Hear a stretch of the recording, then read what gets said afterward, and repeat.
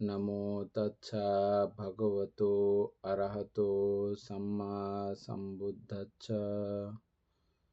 জগৎপূজ্য মহাকারণিক তথাগত সম্যক সম্বুদ্ধ শ্রীচরণে কৃতজ্ঞ প্রণাম নিবেদন করে পূর্ণ পারমিতে অংশগ্রহণকারী সকল উপাসক উপাসিকাগণের নিরোগ দীর্ঘায়ু সুখী জীবন তথা জ্ঞান বিমণ্ডিত জীবন কামনায় শুরু করতে চলেছি আজকের অভিধর্ম চর্চা ক্লাস।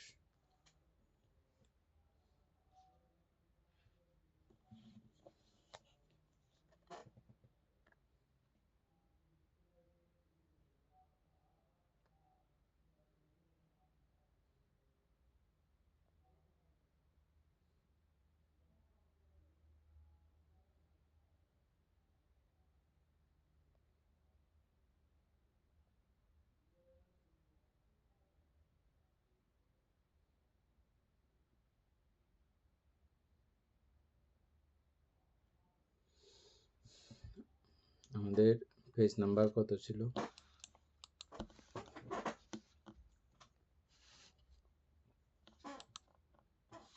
আমাদের 300 পৃষ্ঠার মধ্যে এখানে চিত্ত বিশুদ্ধির মধ্যে লাস্টের প্যারাটা চঞ্চল চিত্তকে একবার সমাহিত করিতে সক্ষম হইলে এখান থেকে শুরু।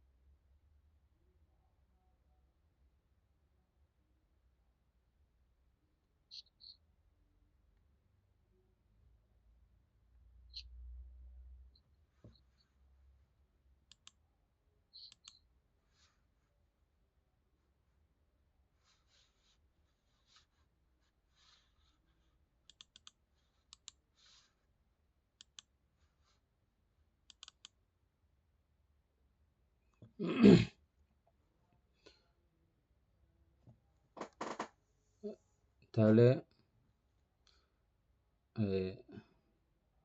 পড়তে হবে না?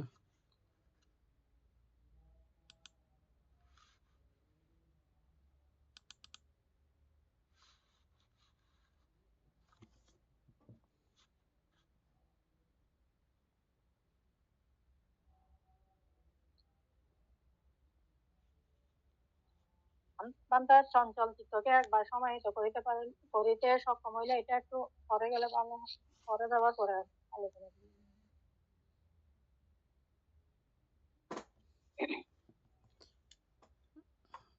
আমরা বই থেকে পড়ছিলাম যে নাকি কোনো ইয়ে থেকে? বই থেকে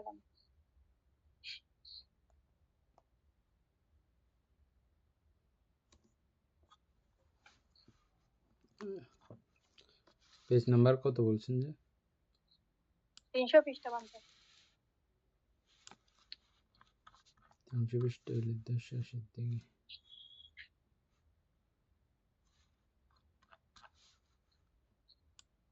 চিত্ত বিশুদ্ধি আছে না বান্ধব? চিত্ত বিশুদ্ধির প্রথম প্যারাটা শেষ। এই উপচার ও অপন্যা সমাধির প্রভাবে চিত্তের নিবারণহীন বিস্তৃতিময় অবস্থার নাম চিত্ত বিশুদ্ধি। এর পরেরটা চিত্ত চঞ্চল চিত্তকে একবার এইখান থেকে।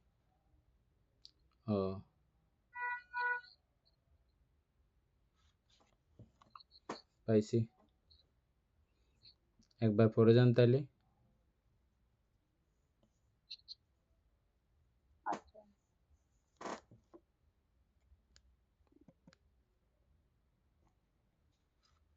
চঞ্চল চিত্তকে একবার সমাহিত করিতে সক্ষম হইলে যাত্রী শীল ভিত্তি রক্ষাপূর্বক শুধু পুনঃপুনিক অভ্যাসে উচ্চতর জ্ঞান সমূহ লাভ করিতে পারেন। এমনকি রূপবচর পঞ্চম ধ্যানজ পঞ্চ অভিজ্ঞা লোকীয় হৃদ্ধি আয়ত্ত করিতে পারেন, কিন্তু অপর্ণা সমাধি বা লোকীয় ঋদ্ধি অরহত্ব প্রাপ্তির পক্ষে অপরিহার্য নহে। অপর্ণা সমাধি লাভার্থ চেষ্টা ব্যতীত সোজা বিদর্শন ভাবনা করিতে করিতে উপচারের একাগ্রতা দ্বারা আসক্কয় করা যায়। ঈদৃশ ক্ষীণাসবকে শুষ্ক বিদর্শক বলা হয়, কারণ তিনি বিদর্শন জ্ঞানে তৃষ্ণা শুষ্ক করিয়া থাকেন। সমত জ্ঞান লাভ করিলেও অনুশয়ের নিরবশেষ ধ্বংসের জন্য বিদর্শন জ্ঞান আবশ্যক। সমত জ্ঞান লোকীয় এবং চিত্তের একাগ্রতা প্রসূত। ইহা চিত্তকে সাময়িক ভাবে বিনিবরণ করিয়া শান্ত রাখে, কিন্তু অনুশয় ধ্বংস করিতে পারে না। সমত শাসিত চিত্তের অনুশয় ধ্বংসকর্তা একমাত্র বিদর্শন জ্ঞান, অনিত্য দুঃখ অনাত্মা জ্ঞান। শীল আমাদের বাক্য ও কার্যকে সুপথে পরিচালিত করে, ব্যতিক্রম অবস্থা নিবারণ করে। সমাধি ভাবনা লোকীয় সুখ শান্তি দান করে, ক্লেশ সমূহ সংযত রাখিয়া চিত্তকে শক্তিশালী করে তথা প্রজ্ঞা লাভের উপযোগী করে। ইহা সমত ভাবনার বৈশিষ্ট্য, কিন্তু ইহা সদ্ধর্মের বৈশিষ্ট্য নহে। আরার কালাম ও রামপুত্র রুদ্রক সমতের অধিকারী ছিলেন। সদ্ধর্মের বিশিষ্টতার সূচনা চিত্ত দৃষ্টি বিশুদ্ধিতে। সুতরাং নির্বাণ যাত্রী যথাভূত প্রজ্ঞা লাভার্থ বিশুদ্ধ চিত্তে দৃষ্টি বিশুদ্ধির জন্য মনোযোগী হন।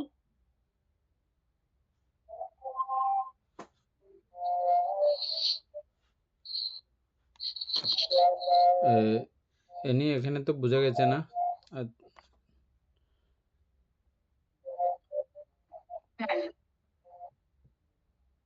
আমাদের তারপরে বোঝাই দেন।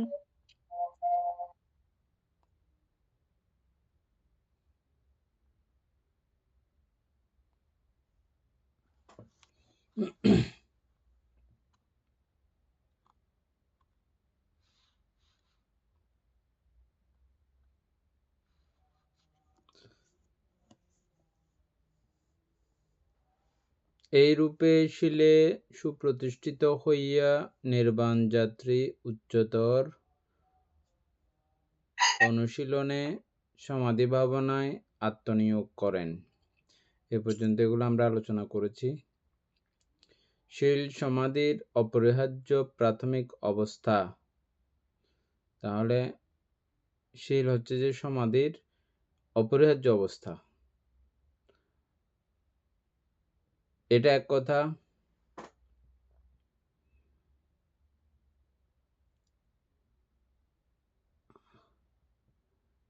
আর আচ্ছা থাক, সেটা লাগবে না। তাহলে শীল ছাড়া কখনো সমাধি উৎপন্ন হওয়ার কোনো ব্যাপার নাই, এটা অপরিহার্য, লাগবেই। এটা প্রাথমিক অবস্থা। উপরে উল্লেখিত 40টি কর্মস্থান হইতে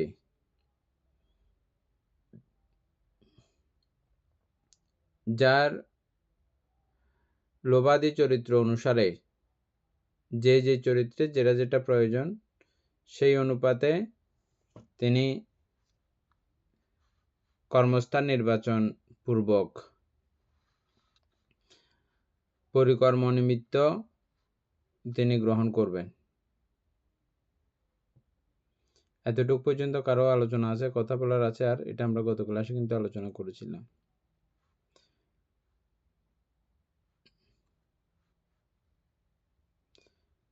এইরূপ উদ্গ্রহ নিমিত্ত ও প্রতিভাগ নিমিত্ত সম্বন্ধে আলোচনা অনুবাদে বিশদ, কিন্তু আমরা এটা বিস্তারিত আমরা এমনিতেই আলোচনা করে ফেলেছি, আমাদের অনুবাদের দিকে যেতে হবে না। উদ্গ্রহ নিমিত্ত সম্পর্কে আমরা জানি এবং প্রতিভাগ নিমিত্ত সম্পর্কেও আমরা জানি। আলোচনা করতে হবে, কেউ বলেন এরকম? সবার মনে থাকার কথা, বিশেষভাবে আমরা আলোচনা করেছিলাম। বিশেষত রূপচিত্ত উৎপত্তির বর্ণনায় এই সম্বন্ধে আলোচিত হইয়াছে। আমরা এই বইও রূপচিত্ত যখন আলোচনা করেছি তখন আমরা কিছু কিছু ধারণা পেয়েছি। এছাড়াও প্রত্যেকটা বিষয় সম্পর্কে যখন আমরা একটা একটা করে বিশদ আলোচনা করেছি সেখানেও আমরা এগুলো পেয়েছিলাম। প্রতিভাগ নিমিত্ত আলম্বনে চিত্ত যখন সমাধিস্থ হয় তখন চিত্তের উপাচার সমাধি। যখন এই নিমিত্তের মধ্যে যখন আমরা 3 প্রকার নিমিত্ত দেখেছি, পরিকর্ম নিমিত্ত, উদ্গ্রহ নিমিত্ত, প্রতিভাগ নিমিত্ত। যখন প্রতিভাগ নিমিত্ত অবস্থা আসে সেটাকে আমরা উপাচার সমাধিও বলতে পারি, বা সেই অবস্থা ওই হচ্ছে যে উপাচার সমাধি। এবং তদ্বারা যখন নিবরণ সাময়িকভাবে নিবৃত্ত হয়, এটা সাময়িকভাবে, নিবরণ সাময়িকভাবে নিবৃত্ত হয়। প্রথম ধ্যান আদি পঞ্চম ধ্যান পর্যন্ত নিবরণ, এই কথাটার দ্বারাই সেখানে মনে হচ্ছে যে স্থায়ীভাবে নিবরণ নিবৃত্ত। এটা সাময়িকভাবে বলতে খুব অল্প অল্প সময়ের জন্য, খুব ধরেন এই 30 সেকেন্ড 40 সেকেন্ড এরকম এরকম সময়ের জন্য, বা 1 মিনিটের জন্য, বা যতক্ষণ তিনি ওই উপচার সমাধিতে থাকতে পারতেছেন ওইরকম সময়ের জন্য, খুব ক্ষুদ্র ক্ষুদ্রভাবে অল্প অল্পভাবে নিবরণ এটা সাময়িকভাবে নিবৃত্ত থাকে। এই সময়টা তো এখানে নির্দেশ করা নাই, বুঝছেন? এটা এই জন্য ইয়ে করতেছি। আর যখন পূর্ণ সমাধিতে যাবেন প্রথম ধ্যান আদি, তখন যতক্ষণ পর্যন্ত তিনি সমাধিতে থাকেন ততক্ষণ পর্যন্ত এই নিবরণ আসে না, উৎপন্ন হয় না, একেবারে পুরোপুরিভাবে নিবৃত্ত থাকে। ধ্যান থেকে উঠে গেলে আবার আসবে, সেটা আরেক কথা। তখন চিত্তে প্রীতির সঞ্চার হয়।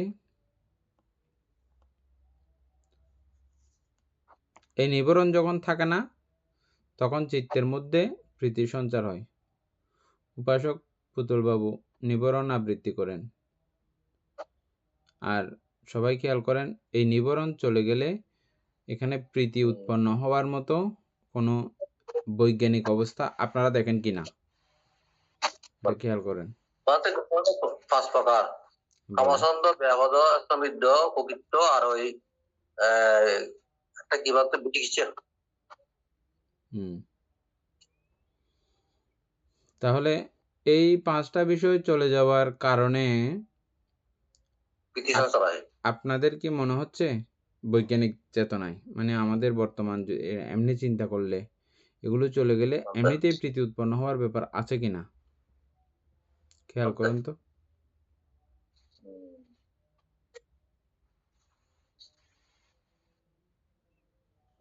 এনে বোঝা গেছে আমার প্রশ্নটা?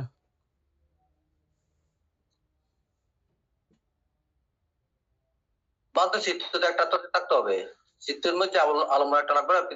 যখন নিবরণ চলে তখন তো প্রীতি আসবে, মানে চিত্ত তো শূন্য অবস্থা থাকে না, যেগুলো একটা আলম্বন নিয়ে থাকবে, এই জন্য প্রীতি উৎপন্ন আর কি বলতে না, এরকম না, এরকম না। অর্থাৎ এমনি আমরা এটা কোনো বইয়ের পড়া না, এমনি আলোচনা করতেছি যে এই যে প্রীতিটা আসবে, এই 5 প্রকার অবস্থা চলে গেলে অটোমেটিক ভাবে প্রীতির আগমন ঘটে, প্রীতি চলে আসে। 5 প্রকারের মধ্যে কি কি আছে? নিবরণের মধ্যে কামছন্দ,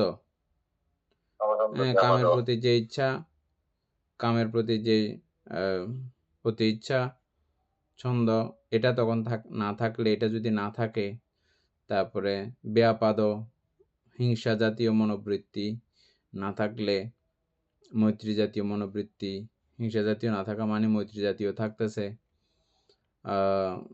তারপরে বিচিকিৎসা, কোনো প্রকারের সন্দেহ না থাকা, হ্যাঁ বিচিকিৎসা নাকি বিচিকিৎসা না, কামছন্দ, ব্যাপাদ, উদ্ধত, কৌপিত্য, স্তনমিদ্ধ এবং উদ্ধত কৌপিত্য, চঞ্চলতা, হ্যাঁ, আলসি জাতীয় মনের অলসতা সহ শারীরিক অলসতাও সেখানে থাকে না। এগুলো না থাকা এবং অদ্যত্ত ক্রকৃত্য মানে কি বলছিলাম?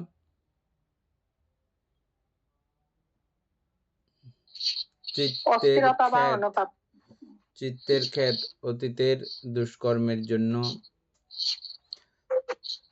যে চিত্তক্ষেত উৎপন্ন হয়, ক্ষোভ উৎপন্ন হয়, এগুলোকে ক্রকৃত্য হিসাবে আমরা পড়ছিলাম। এগুলো না থাকলে সত্যিই দেখেন এক অভূতপূর্ব প্রীতি এমনিতে উৎপন্ন হবে। সবকিছু বাদ দিয়ে শুধু দেখেন ব্যাপাদ না থাকলেও আমাদের মন কতটা শান্ত হয়। হিংসা না থাকলে, হিংসুটে অবস্থায় আমরা কেমন থাকি, আর হিংসা না থাকলে তখন আমরা কেমন থাকি। তবে এটা আমাদের অনেক সময় অনুভূতির মধ্যে আমরা আনি না। অনুভূতিতে না আনলে এটা বোঝা যাবে না। আমরা যে হিংসা মুক্ত থাকি তখন আমাদের কেমন লাগে, আর হিংসা যুক্ত যখন থাকি তখন কেমন লাগে, এই দুইয়ের মধ্যে ডিফারেন্স করলে তখন বিষয়টা পুরো পরিষ্কার করে বোঝা যাবে।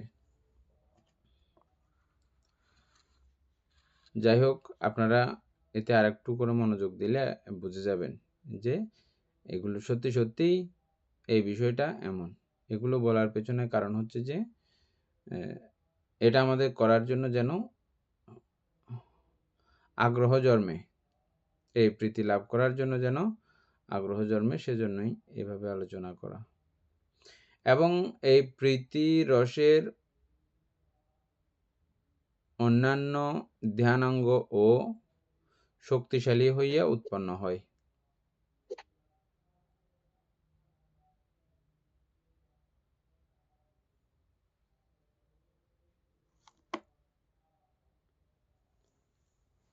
যখন এই প্রীতি সঞ্চার হয় তখন অন্যান্য ধ্যানাঙ্গ কোনগুলো আছে? সুখ, একাগ্রতা,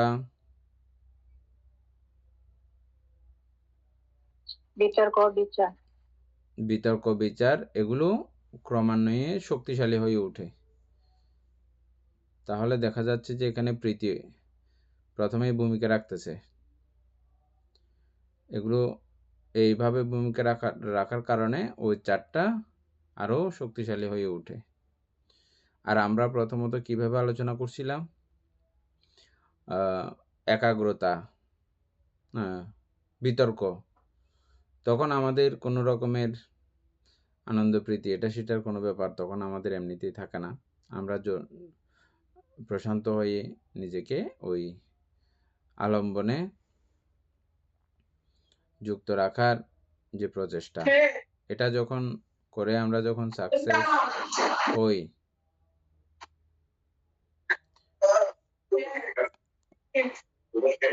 উপাসিকা মায়াবর্গ কিছু বলবেন?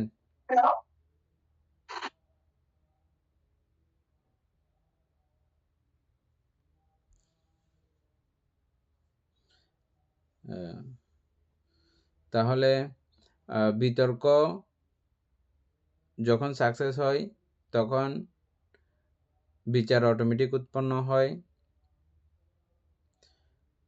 আর বিতর্ক সাকসেস হওয়া মানে হচ্ছে যে একাগ্রতা কমপ্লিট, একাগ্রতা হয়েছে। আর এই একাগ্রতা থাকলে মনের যে সাধারণ স্বভাব, স্বাভাবিক স্বভাব বিচার করা, ও বিচার করবেই। ওকে যেখানেই দেন সর্বসময়ে ও বিচার কার্যক্রম ওকে কেউ শিখিয়ে দিতে হয় না, অটোমেটিক তার করে সে। একটা জায়গায় নির্দিষ্ট করে ধরে রাখলে ওই জায়গায় একদম বিচার করতে করতে সমূলে বিষাদ অবস্থা তৈরি করে, কারণ সে বিচার ছাড়া থাকবে না। একই বিচারের মধ্যে ও বারবার বসে থাকে না, বিচার ক্রমান্বয়ে গভীর থেকে গভীরতম করে। শিখা হয়ে গেছে, দেখা হয়ে গেছে, ওই জায়গায় বারবার সে বসে থাকবে না। এ ক্রমান্বয়ে এইটা সম্পর্কে আরো জানা, আরো জানা, আরো জানা, এবং এই বিচার লোকীয় সাধকদের জন্য প্রাথমিকভাবে এমন থাকলেও, লোকীয়ভাবে বিচার থাকলেও, কিন্তু পরবর্তীতে যখন বুদ্ধজ্ঞান বা এই পরিয়ত্তি জ্ঞানে তিনি যখন পরিপূর্ণ থাকেন, এই বিচার ক্রমান্বয়ে ধামাবিচয়, সপ্ত বুদ্ধাঙ্গের আমরা ধর্মবিচয় পড়ছিলাম যে এই ধর্মবিচয়ের দিকে যাবে। যদি যায় তাহলে ওই প্রক্ষান্তর ওই ধর্মবিচারই কিন্তু জ্ঞান লাভের চাবিকাঠি।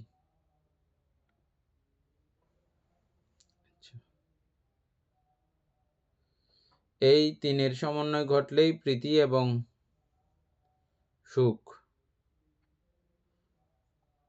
প্রীতিকে কেন্দ্র করে সুখ উৎপন্ন হয়।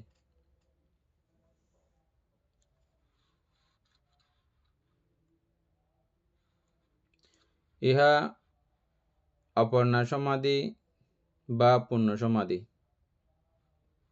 ঠিক এই অবস্থাটাকেই বলা হয় অপর্ণা সমাধি এবং পূর্ণ সমাধি।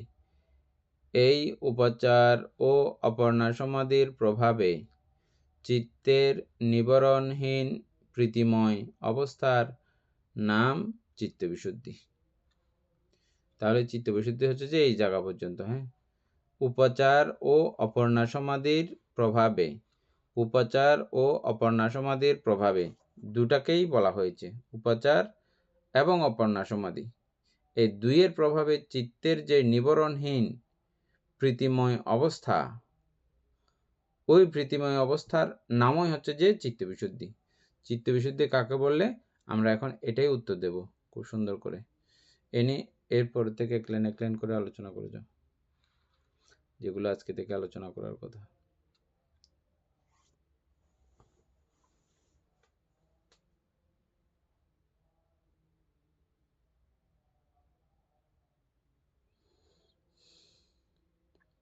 চঞ্চল চিত্তকে একবার সমাহিত করিতে সক্ষম হইলে যাত্রী স্বীয়শীল বৃত্তি রক্ষাপূর্বক শুধু পৌনঃপৌনিক অভ্যাসে উচ্চতর ধ্যান সমূহ লাভ করিতে পারেন।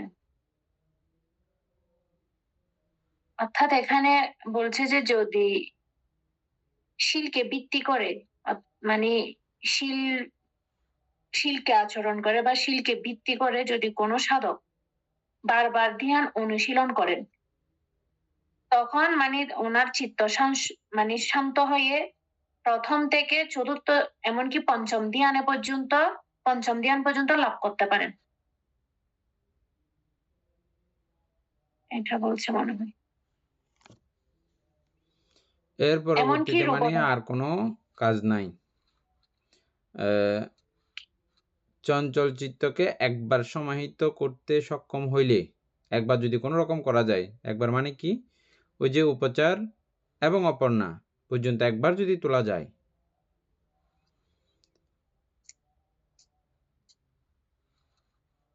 যাত্রী শীল ভিত্তি রক্ষা পূর্বক, মানে ওই শীলকে যদি নষ্ট না করে, কোন শীল, যে শীলের উপরে যে যেখানে দাঁড়িয়ে আছে আর কি, গৃহস্থগণ পঞ্চশীল, আর যারা উপাসক উপাসিকা তারা অষ্টশীল, এভাবে শ্রমণরা 10 শীল, ভিক্ষুগণ 220 শীল সহ 227 শীল, এভাবে ক্রমান্বয়ে যে শীলের মধ্যে দাঁড়িয়ে থাকবে ওই শীল অবশ্যই ঠিক থাকতে হবে। রক্ষাপূর্বক শুধু পৌনঃপৌনিক অভ্যাসে যা এ পর্যন্ত আয়ত্ত হয়েছে, যা কিছু ঘটমান রয়েছে, চলমান রয়েছে, সেটাকে পুনঃ সব সময় ঘর্ষণ করা, একই কাজ বারবার করতে করতে করতে করতে, এই যে বললাম না, আমাদের যে বিচার ও চিত্তের কাজ ও বিচার করবেই। হ্যাঁ, ও বারবার এই কাজ করতে করতে তিনি ক্রমান্বয়ে রূপবচর, পঞ্চম ধ্যানজ, পঞ্চবিদ, অভিজ্ঞা, এগুলো বোঝা গেছে না?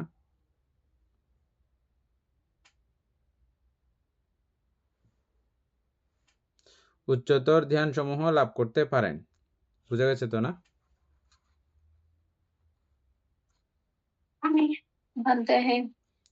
তারপরে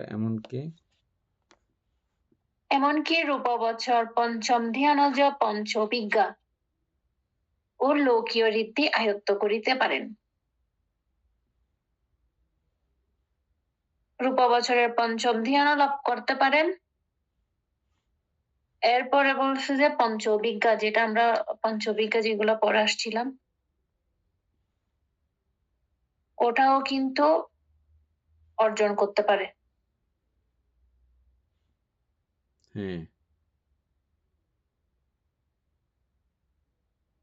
মানে সবগুলা হচ্ছে বান্ধে শিলকে ভিত্তি করে।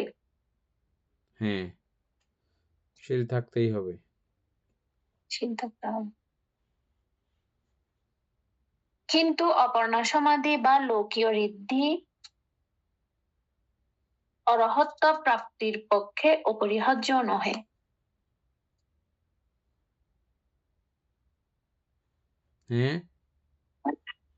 বলছে যে কিন্তু অপর্ণা সমাধি বা লৌকীয় ঋদ্ধি অরহত্ত প্রাপ্তির পক্ষে অপরিহার্য নহে। মানে অপর্ণা সমাধি ভান্তে শিলের মাধ্যমে বা শিলকে ভিত্তি করে, তো তাহলে অপর্ণা সমাধি বা অরহত প্রাপ্তির এই লাইনটা তো বুঝলাম না। এটা আমাদের উপাসক পুতুলবাবু বুঝছে ভালো করে। পুতুলবাবু বলেন তো এই লাইনটার বিশেষত্ব।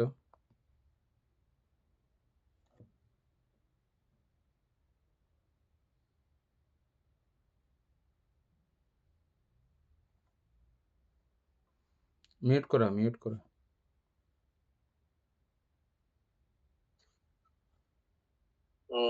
কিন্তু অপর্ণা সমাধি এবং লৌকীয় ঋদ্ধি অরহত্ত প্রাপ্তির পক্ষে অপরিহার্য নয়। অর্পণাভাগে লৌকীয় ঋদ্ধি দ্বারা মানে অরহত্ত প্রাপ্তি অরহত প্রাপ্তি মানে নঘটে আর কি, মানে অর্থাৎ অপরিহার্য নয়। ঠিক আছে।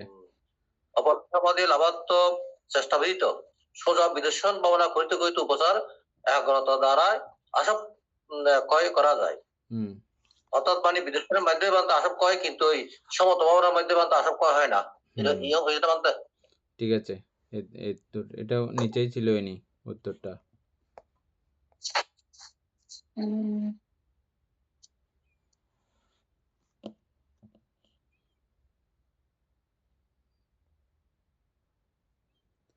অভিজ্ঞা লাভ হবে সহ যাবতীয় যা কিছু জানলাম এগুলো সব লাভ হবে, কিন্তু অরহত্ত প্রাপ্তির পক্ষে এটা কিন্তু অপরিহার্য। মানে দূর পর্যন্ত হইলে যে অরহত প্রাপ্তির দিকে যাবে এটা নয়, এটা ভুল। তারপরে অপর্ণা সমাধি থেকে বলো। অপর্ণা সমাধি লাভার্থ চেষ্টা ব্যতীত সোজা বিদর্শন ভাবনা করিতে করিতে উপাচারের একাগ্রতা দ্বারা আসবক্ষয় করা হয়।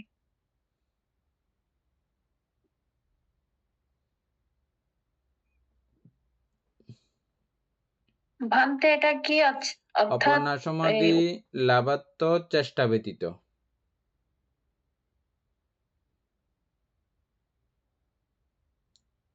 মানে বিদর্শন ভাবনা ছাড়া যদি উপাচার সমাধিও যদি উনি লাভ করেন, বা উপাচার সমাধির উপর যদি ভিত্তি করে যখন ধ্যান করেন সাধক। অর্থাৎ আমরা আগে কি জানছিলাম, আগে থেকে এই বিষয়টা আমাদের জানা আছে যে একটা হচ্ছে যে সরাসরি সমত পর্যায়ে দিয়ে যেতে হবে, সমত পর্যায়ে দিয়ে যে কোনো জায়গা থেকে উনি এটা বের হতে পারেন, কিন্তু অবশ্যই উপচার পর্যন্ত ওনাকে কমপ্লিট করতেই হবে। অপর্ণা না যাক কোনো অসুবিধা নাই, উপচার পর্যন্ত কিন্তু যেতেই হবে। উপচার পর্যন্ত না গিয়ে কোনো উপায় নেই। উপচারের পর থেকে সরাসরি তিনি বিদর্শন ভাবনা শুরু করতে পারেন, উপচারের পর থেকে, দেখছেন? এছাড়া কিন্তু আমরা এমনি বলি যদিও বা বিদেশন হইলেও আমাদের চেষ্টা থাকে সবসময় এই উপচার পর্যন্ত পৌঁছার, প্রত্যেকটা কাজের মাধ্যমে যেগুলো আমরা আসিতে পিইতে খাইতে সাইতে সম্পাদানকারী হতে পালিতে, আপনারা সাথীপাঠন সূত্র পড়েছেন না, শুনেছেন না? মানে আমাদের সমস্ত কার্যের মধ্যে খুব গভীর মনোসংযোগ, সেই সঙ্গে যাবতীয় টোটাল বিচার কার্যক্রম ওগুলো সম্পর্কে বিশদ জানা, অথবা এভাবেও বলতে পারি আমরা নামরূপ সম্পর্কে বিশদ ধারণা, ওই জায়গার, ওই মুহূর্তের, ওই সময়ের যখন যা করতেছি তখনকার ওইখানকার নামরূপ সম্পর্কে জানা, চীনে ওই নামের উৎপত্তি, ওই নামের ধ্বংস, ওই রূপের উৎপত্তি, ওই রূপের ধ্বংস, এটা সম্পর্কে বিস্তারিত জানা। এখানে একজন বলছিলেন এগুলো করতে গিয়ে এত বিশাল চিন্তা আমরা করতে পারবো নাকি? আমাদের এত বিশাল চিন্তা করার প্রয়োজন? আগে যেগুলো আমাদের জানা আছে, শিখা আছে, এগুলোকে আমাদের বারবার ওগুলো চিন্তা করি আমরা? করে না, মুহূর্তের মধ্যে এটা ক্লিক মারলে মাত্র পুরো বিষয় আমাদের চিত্ত জগতে ধরা পড়ে যায় না? এভাবে যে কোনো বিষয় এটা শেখার পরে পরবর্তীতে ইজি লাগবে, প্রথম শিখতে কষ্ট বা বুঝতে আমাদের সময় লাগে, পরবর্তীতে বোঝা হয়ে গেলে শুধু কাজ এভাবে নামরূপ বিচার করে করে যাওয়া, এটাই বিপাশনা। কি বিচার করি নামরূপের মধ্যে? এটা অনিত্য যে এটা ঠিকঠাক একদম বরাবর, কোনো ভুল নাই, এটা দুঃখ যে একেবারে ঠিক, এটা ওই মুহূর্তে ওই জায়গায় দাঁড়িয়ে আবার প্রমাণ করে ফেলা, দুঃখ প্রমাণ করা। তারপরে অনাত্মা যে এটা ঠিক, আমি কথা বলতেছি, কথার মধ্যে অনাত্মা কি? কথা বহু বিষয়কে কেন্দ্র করে কি এমনি নর্মালি আমরা জানি কত কাণ্ড কারখানাকে তৈরি করে আমাদের পুরো মানসিক অবস্থা সহ সেখানে জড়িত রয়েছে। তাহলে এই পুরো সকল কিছুর সমন্বিত একটি অবস্থা এই শব্দটা হচ্ছে যে না, তাহলে এখানে এই কথা বা শব্দ, এই শব্দটা কখনো আত্মত্ব প্রকাশ করতে পারতেছে? বহু বিষয়ের সমন্বয় মাত্র। শর্টকাটে এটাকে কি বলি আমরা? পঞ্চস্কন্ধের সমন্বিত অবস্থা। এবার প্রত্যেকটা বিষয়, তো সেই জায়গায় আর তার আত্মত্ব প্রকাশ পায় না। এভাবে ছোট ছোট ক্ষুদ্র ক্ষুদ্র বিষয়ের এই অনাত্মা দেখতে দেখতে সব কিছু সম্পর্কে এই অনাত্মা জ্ঞান উৎপন্ন হয়। তাহলে এই তিন জ্ঞানের সব সময় কাজ, মানে এই তিনটা জ্ঞান দেখাই হবে যে এই বিপাশনার মূল কাজ।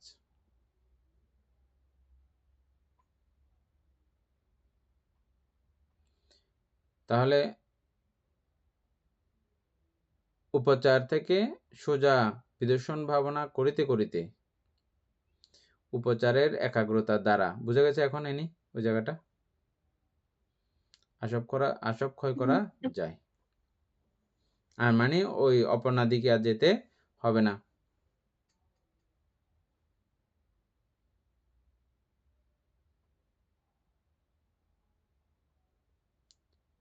যদি না যায় তখন কি হবে? এই পরবর্তী লাইনগুলোতে লেখা আছে, অপর্ণার দিকে না গেলে।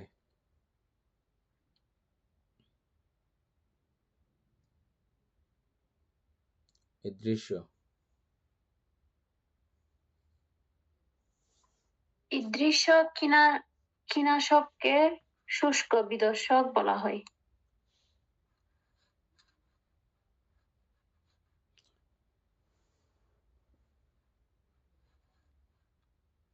ভান্তে এটা কি মানে শুষ্ক বিদর্শক মানে অর্থাৎ যিনি রূপবছর ধ্যানের মধ্যে প্রীতি ছাড়াই যদি সরাসরি বিদর্শনের মাধ্যমে আসবক্ষয় করে অরহত্ব লাভ করতে পারেন, মানে এটা একটা নাম আর কি।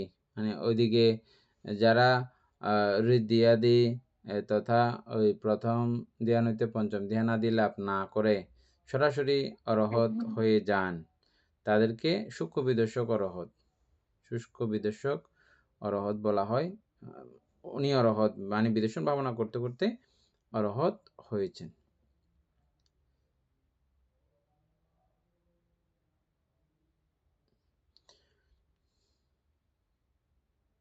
কারণ তিনি বিদর্শন জ্ঞানে তৃষ্ণা শুষ্ক করিয়া থাকেন।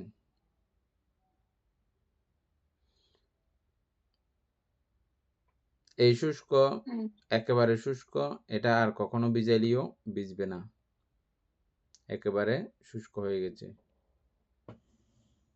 সূক্ষ্ম হয়ে গেছে। সমত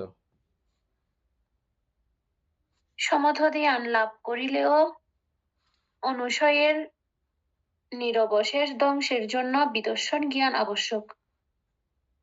সমধ্যান লাভ করিলেও অনুশয় নিরবশেষ ধ্বংসের জন্য বিদর্শন জ্ঞান আবশ্যক।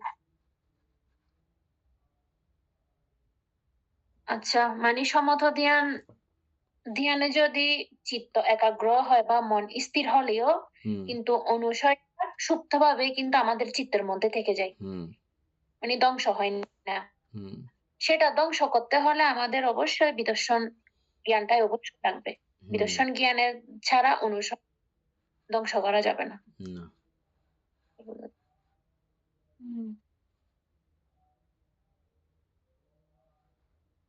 সমধ্যান লৌকীয় এবং চিত্তের একাগ্রতা প্রসূত।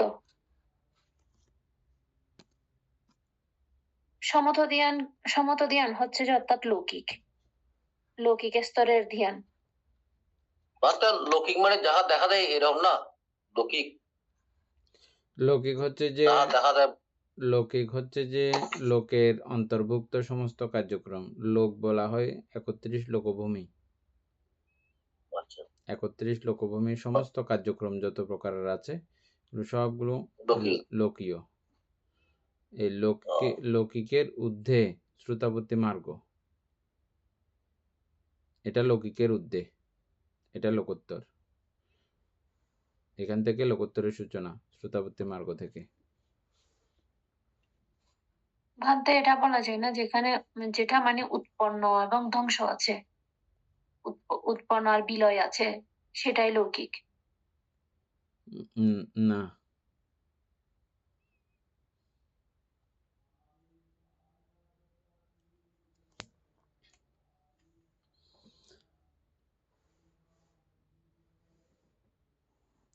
আমাদের যে চিত্ত, এটা একটা চিত্ত। কোনটা? শ্রোতাবর্তী মার্গ চিত্ত, নাকি চিত্ত না? তারপরে তিনি সেই অবস্থানে গিয়েও কি জানেন? রহত্য অবস্থাতে গিয়েও ওনার কি ধারণা হয়? সাব্বে সাংখারা অনিচ্ছা, এটা সর্বসময়ে বিদ্যমান, অনিত্যতা বিদ্যমান একেবারে সর্বসময়ে।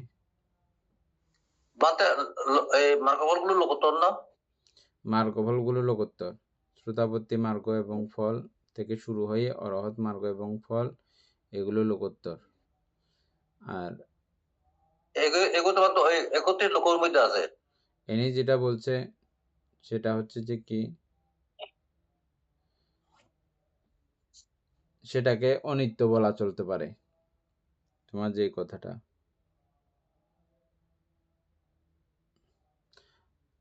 নিত্য, যেগুলো নিত্য এগুলোকে তুমি লোকোত্তর বলতে চাচ্ছ। তোমার কথার পয়েন্টে খেয়াল করে দেখো তো।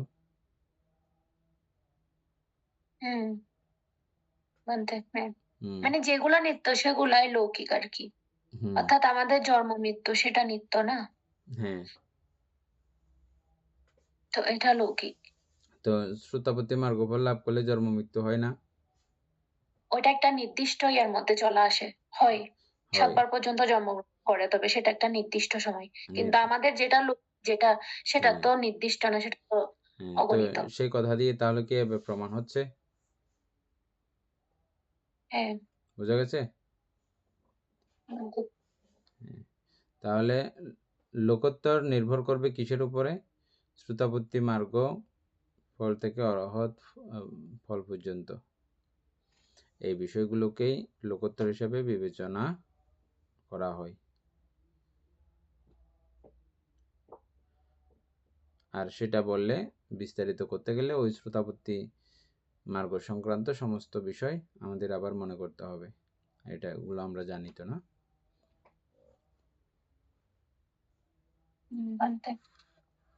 ঠিক আছে, বুঝে গেছে? যেটা তোমার পয়েন্ট ছিল, পয়েন্টের সঙ্গে কেন মিলতেছে না?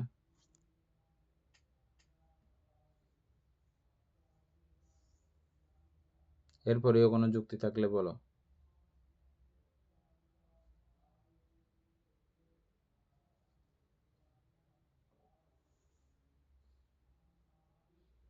না হলে তারপরে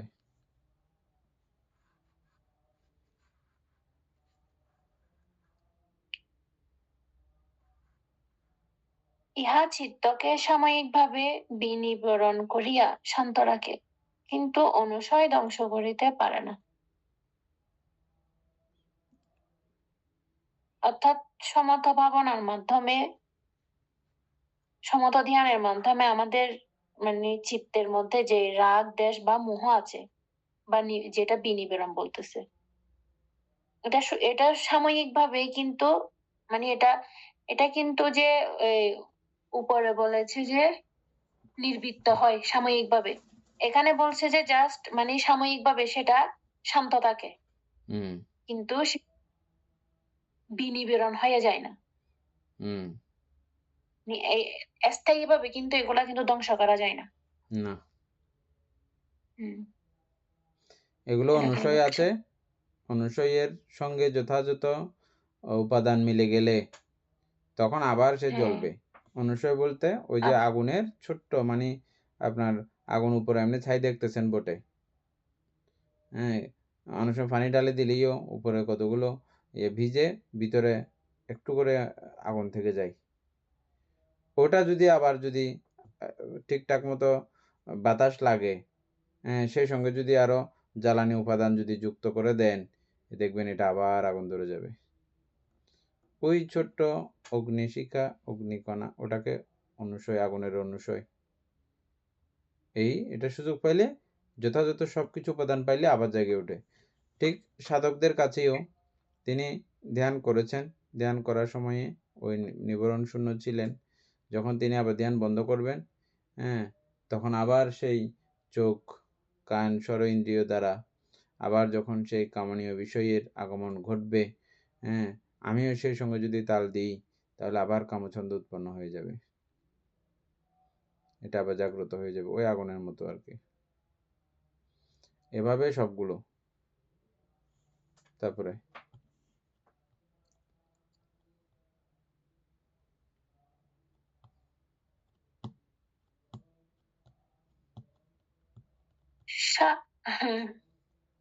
সমত শাসিত চিত্তের অনুসয় ধ্বংসকর্তা একমাত্র বিদর্শন জ্ঞান, অর্থাৎ অনিত্য, দুঃখ, অনাত্মা জ্ঞান।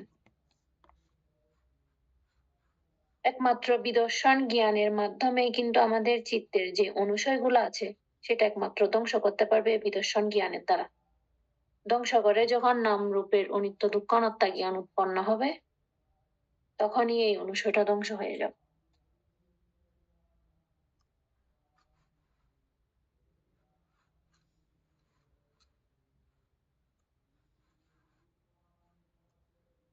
ঠিক আছে, তারপরে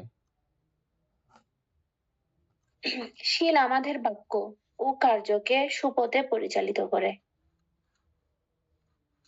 ব্যতিক্রম অবস্থা নিবারণ করে।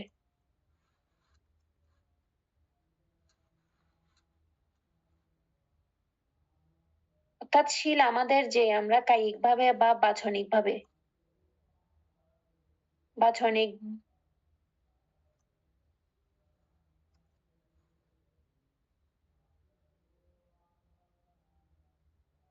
সুপথে পরিচালিত করে, ব্যতিক্রম অবস্থা নিবারণ করে।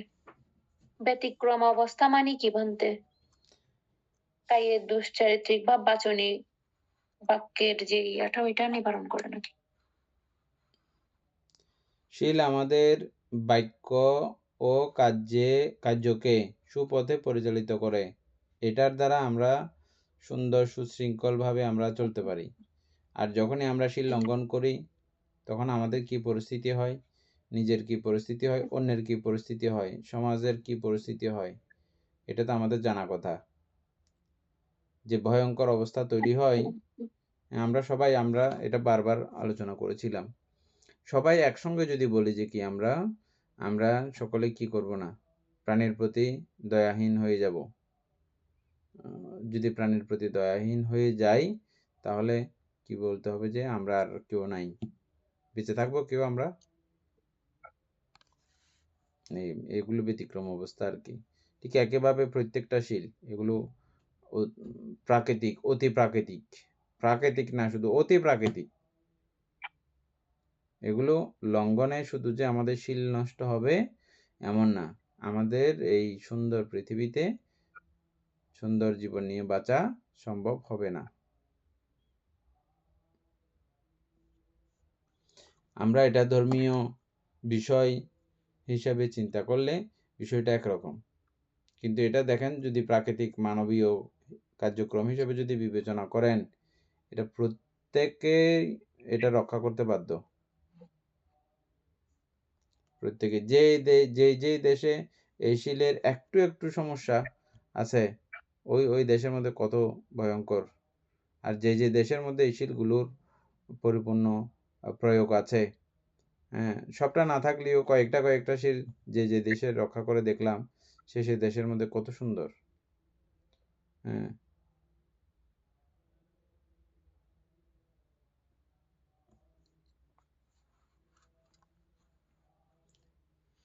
কিছু দেশ আছে যেখানে দোকান বন্ধ করতে হয় না রাত্রে, দোকানের তালা দোকান খোলা থাকে।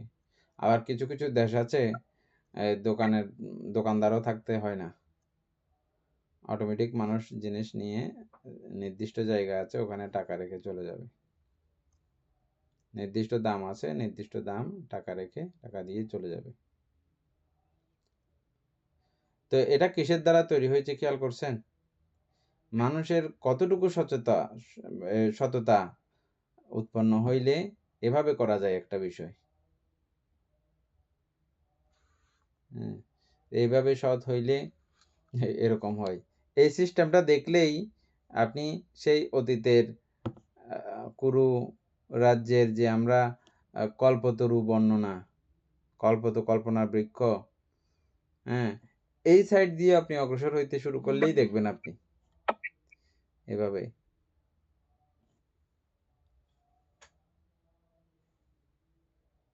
তারপরে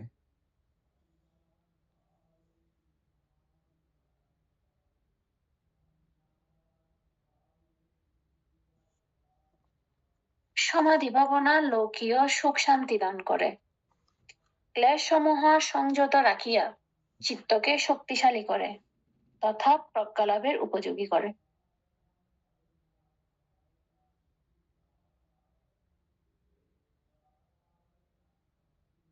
সমাধি ভাবনা কি বলতো, এটা কি এরপরে আসতেছে যে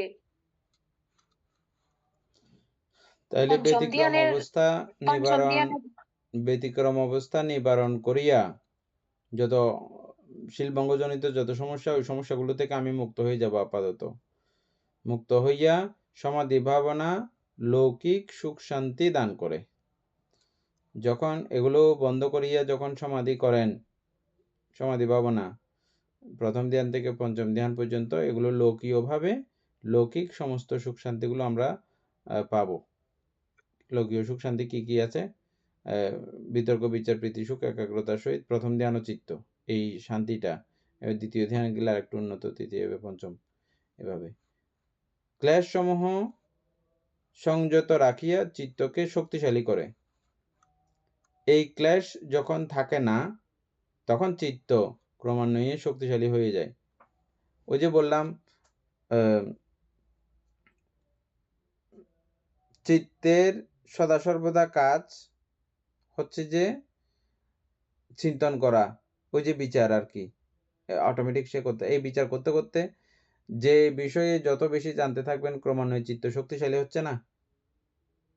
একবার যদি ওইখানে একবার জানা হয়েছে আপনার ধ্যানে বসে, ওই শক্তিটা কিন্তু আর চলে যায় না। চিত্তের যে একটা বোধ শক্তি তৈরি হয়, এটা কিন্তু আর চলে যায় না। চলে যায়? এটা তো আপনার জানা হয়েছে। এই জানাটা আছে বলেই উনি আবার ধ্যান করলে আবার ওই পুনরায় ওই জায়গায় যাইতে বেশি সময় লাগে না।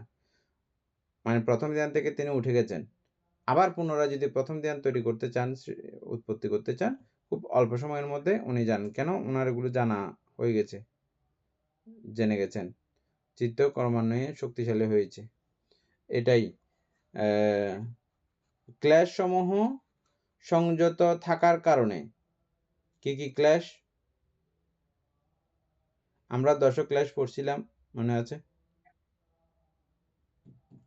উপাসক অমিতা বড়ুয়া 10 ক্লেশগুলো আবৃত্তি করেন তো একবার।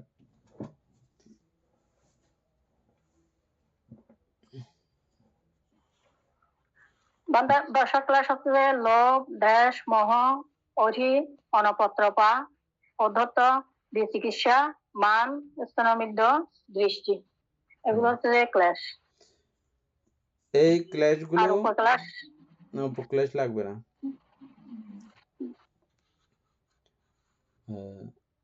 ক্লেশ সমূহ সংযত রাখিয়া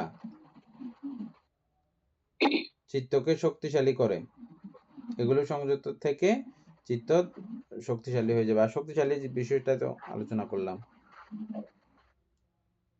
হ্যাঁ, তারপরে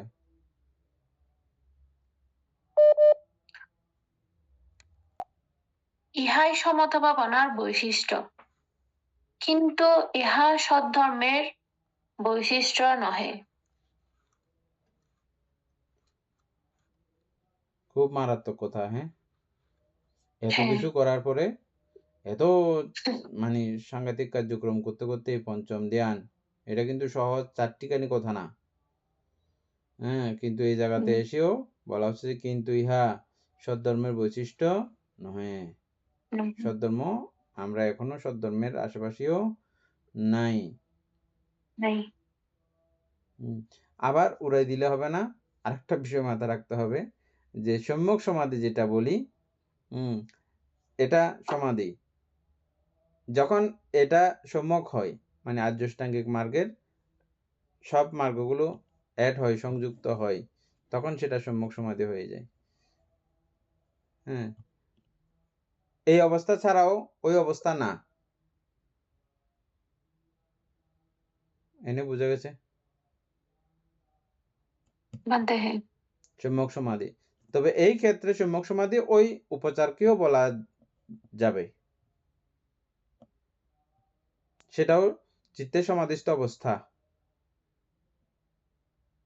এই জন্য উপচারটাও কম গুরুত্বপূর্ণ নয়, এটা একদম প্রাথমিক অবস্থা। কারণ ওটা দিয়েও আমরা দেখছি যে কি সূক্ষ্ম বিদর্শক পর্যায়ে চলে যেতে পারে।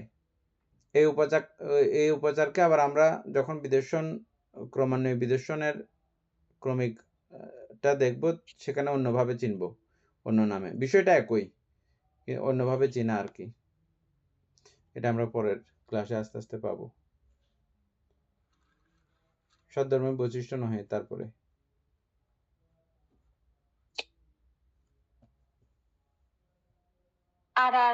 আর কালাম ও রামপুত্র রুদ্র সমতের অধিকারী ছিলেন। সদ্ধর্মের বিশিষ্টতার সূচনা দৃষ্টি বিশুদ্ধিতে। সুতরাং নির্বাণ যাত্রী যথাভূত প্রজ্ঞালাভাত্ম বিশুদ্ধ চিত্তে দৃষ্টি বিশুদ্ধির জন্য মনোযোগী হন। এইখানে এই কথাগুলো কেন আনা হয়েছে আমাদের সবার জানা আছে আশা করি। উপাসক দীপেন বাবু এই একটা লাইন, আর কালাম রামপুত্র উদ্যোগ সমতের অধিকারী ছিলেন, এই লাইনটা কেন লিখেছেন এখানে, এটা একটু বিস্তারিত বলেন।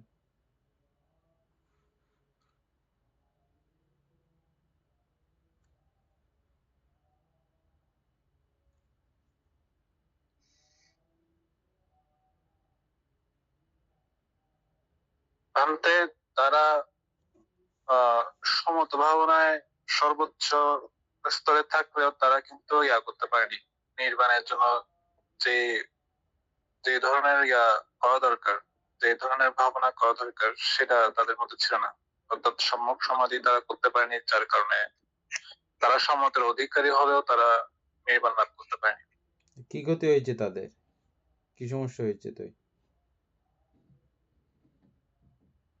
আনতে তাদের মধ্যে তখনও অনুসয় থেকে গেছিল, তারা সেগুলোকে ধ্বংস করতে পারেনি। অনুসয় থাকলে কি সমস্যা? ভান্তে আবারও জন্ম, সংসার চক্রের মধ্যে আবার জন্ম নিতে হবে আর কি। হ্যাঁ, আবার কোথা থেকে কোথায় চলে যাবে কোনো ইয়াত্তা পাত্তা নাই। আবার একদম নরকের সর্ব লাস্ট সীমায়, যেটা অবিচি মহানিরয়, সেখানেও যাওয়ার চলে যেতে পারে একটা সময়ে। সরাসরি হয়তো এ পর্যন্ত আসলে সরাসরি যায় না, সময় নিয়ে যায়, অন্যান্য জন্মজনি ঘুরতে ঘুরতে যাইতে পারে। সুতরাং এই যে তাহলে বড় ভয়ঙ্কর ঘটনা না এটা? এই জন্য ওনাদের উপমা দেওয়া হয়েছে।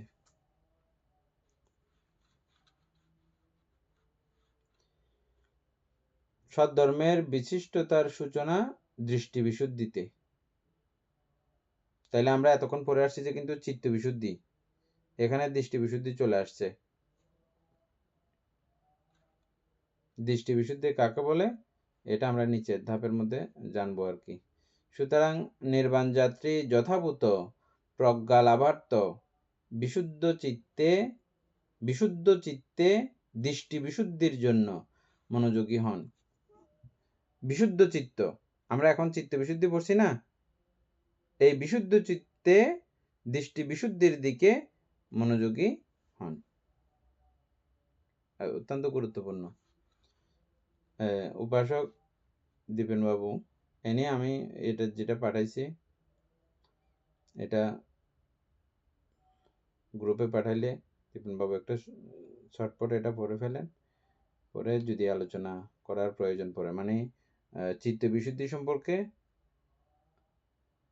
একটা আরো আলোচনা আর কি, বিস্তারিত আলোচনা যদি প্রয়োজন থাকে আলোচনা করব, না হলে এমনি পড়লেই বুঝে যাবো আশা করি। এনে পাঠাইছো? ভান্তে পাঠিয়েছি।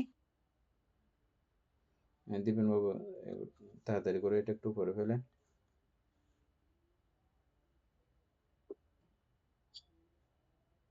অভিধর্ম পিটক এবং বিশুদ্ধি মার্গ অনুযায়ী বৌদ্ধ দর্শনে চিত্ত বিশুদ্ধি বা মনকে নির্মল করা হলো নির্বাণ লাভের দ্বিতীয় বা মধ্যবর্তী গুরুত্বপূর্ণ ধাপ। বৌদ্ধ সাধনায় প্রজ্ঞার উন্মেষ ঘটাতে হলে প্রথমে চরিত্র বা শীলকে বিশুদ্ধ করতে হয়, আর শীল বিশুদ্ধ হওয়ার পরই চিত্ত বিশুদ্ধির পর্যায়ে আসে।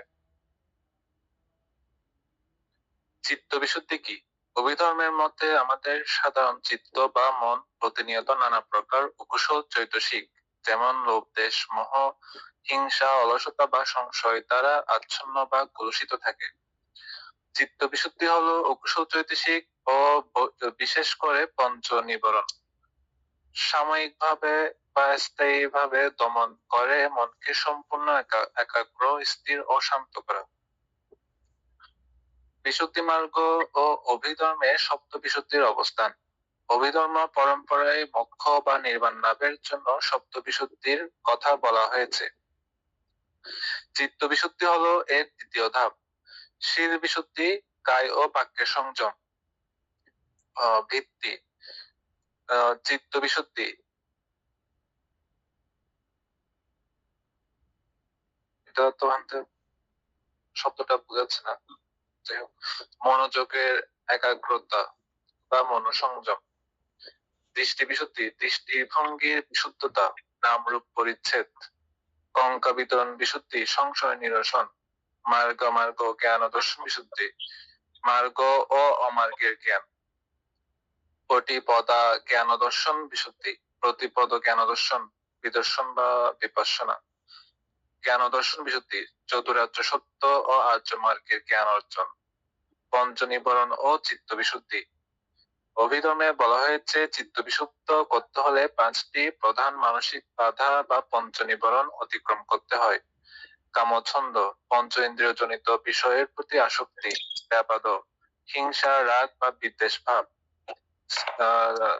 স্থানমিত্য, মানসিক অলসতা ও দ্বন্দ্বাচ্ছন্নতা, অধ্যত্তক কৃত্য, মনের অস্থিরতা ও অনুশোচনা, বিচিকিৎসা, বুদ্ধ ধর্ম সঙ্গ ও মার্গ সাধনা সম্পর্কে সংশয়। সমাধি বা একাগ্রতার মাধ্যমে যখন এই নিবরণগুলো সাময়িকভাবে স্থগিত বা দমন হয়, তখনই মন উপচার সমাধি বা অর্পণা সমাধিতে পৌঁছায়। এই অবস্থাকে অভিধর্মে চিত্ত বিশুদ্ধি বলা হয়। চিত্ত বিশুদ্ধি অর্জনের ধাপ, ধ্যান ও ধ্যানাঙ্গ। অভিধর্ম বিশ্লেষণ অনুসারে সমত ধ্যানের 40টি কর্মস্থান থেকে যে কোনো একটি অবলম্বন করে ধ্যান চর্চা করলে 8টি সমাপত্তি বা রূপরূপ ধ্যান অর্জিত হয়। ধ্যানের সময় 5টি বিশেষ ধ্যানাঙ্গ উৎপন্ন হয়ে মনের নিবরণগুলোকে নিষ্ক্রিয় করে। ধ্যানাঙ্গ: বিতর্ক, দূরীকৃত নিবরণ, স্থানমিত্য বা অলসতা কাজ, মনকে ধ্যানের আলম্বনে বা বিষয়ে স্থাপন করা। তারপর হচ্ছে বিচার, এটা বিচিকিৎসাকে দূর করে। এটার কাজ হচ্ছে মনকে আলম্বনের উপর ধরে রাখা বা বিচরণ করানো। তারপর হচ্ছে প্রীতি, ব্যাপাদক চিত্তে আনন্দ স্ফূর্তি সঞ্চার করে। সুখ, কৃত্যকে দূর করে। এটার কাজ হচ্ছে শারীরিক ও মানসিক শান্ত অনুভূতি প্রদান করা। একাগ্রতা, এটা কামচ্ছন্দকে দূর করে। একাগ্রতার কাজ হচ্ছে মনকে একই ও সম্পূর্ণ স্থির করা। অভিধর্মের দৃষ্টিতে চিত্ত বিশুদ্ধির গুরুত্ব। অভিধর্মে স্পষ্টভাবে বলা হয়েছে, সমাধিং ভিক্ষবে ভাবেত সমাহিত ভিক্ষু ভূতং অজানাতি। হে ভিক্ষুগণ, তোমরা সমাধি ভাবনা করো, কারণ সমাহিত ব্যক্তি পরম সত্যকে যেমন আছে তেমন ভাবে দেখতে পায়। প্রজ্ঞার ভিত্তি, চিত্ত বিশুদ্ধ না হলে বিদর্শন ভাবনা সম্ভব নয়। চঞ্চল মন নিয়ে নাম, রূপ এবং অনিত্য দুঃখ ও অনাত্মা লক্ষ্য করা যায় না। সাময়িক মুক্তি, চিত্ত বিশুদ্ধির মাধ্যমে অকুশল ধর্মগুলো সাময়িকভাবে দমন হয়, যা বিদর্শন প্রজ্ঞা অর্জনের পটভূমি তৈরি করে। সংক্ষেপে, অভিধর্মের আলোকে চিত্ত বিশুদ্ধি হলো প্রজ্ঞার দ্বারে পৌঁছানোর চাবিকাঠি, যা মনকে চঞ্চলতা ও অকুশল থেকে মুক্ত করে একমুখী, শান্ত ও নির্মল করে তোলে। ঠিক আছে, আশা করি সবাই শুনেছেন। অত্যন্ত গুরুত্বপূর্ণ, আমাদের এতক্ষণের পড়াটাকে আরো শক্তিশালী করে তুলেছে। এতক্ষণের আলোচনাটাকে নিশ্চয়ই বুঝতে পেরেছেন না? এটা তো আর বিশেষ আলোচনা করার দরকার নাই, ওগুলো আমরা বুঝে গেছি সবগুলো, না? এনে ভানতে হ্যাঁ। ঠিক আছে, কালকে আমরা দৃষ্টি বিশুদ্ধি পড়ব। সদ্ধর্ম প্রাণ প্রিয় উপাসক উপাসিকা বৃন্দ, এতক্ষণ যাবৎ আমরা অভিধর্ম চর্চা করছিলাম। এতে আমাদের অপ্রমেয় পুণ্য সাধিত হয়েছে। পুণ্যরাশি অনন্ত চক্রবাসী সত্যগণকে দান করছি, গুরুভান্তি দেহকে দান করছি, মাতা পিতাগণকে দান করছি, এবং এই পুণ্যের কাছে আমরা প্রত্যেকে প্রার্থনা করব নির্বাণ লাভবধি। অসৎ ব্যক্তি, মূর্খ ব্যক্তি পাপ মিত্রের সংসর্গ লাভ না করে সদা সর্বদা জ্ঞানদর্শী কল্যাণ মিত্রের সান্নিধ্য সংসর্গ লাভ করতে সক্ষম হই। এরূপ সাধু কামনা পোষণ করে আজকের মতো ক্লাস এখানে সমাপ্ত করছি। সাধু সাধু সাধু প্রকাশা বন্দামি ভান্তে।